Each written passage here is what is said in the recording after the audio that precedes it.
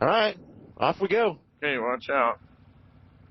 Hey, Overland Travel Adventurers! Lee Kahn and I are testing the new Cardo Packtalk Edge application recording. You can hear both Lee and I talking. I was able to sync the Cardo audio from the application with the internal microphones on the GoPro Hero 12 Black. I was only able to make this work because we were going slowly at the start. I used Final Cut Pro to sync the audio with the video clip. Listen to the results. The Cardo recording filters out the ambient noise.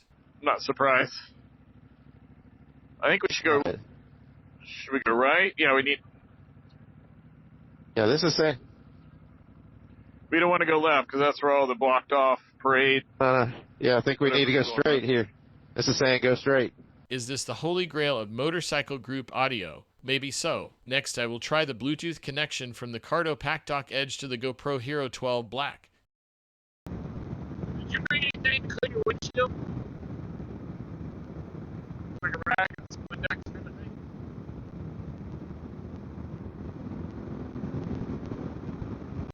Yeah.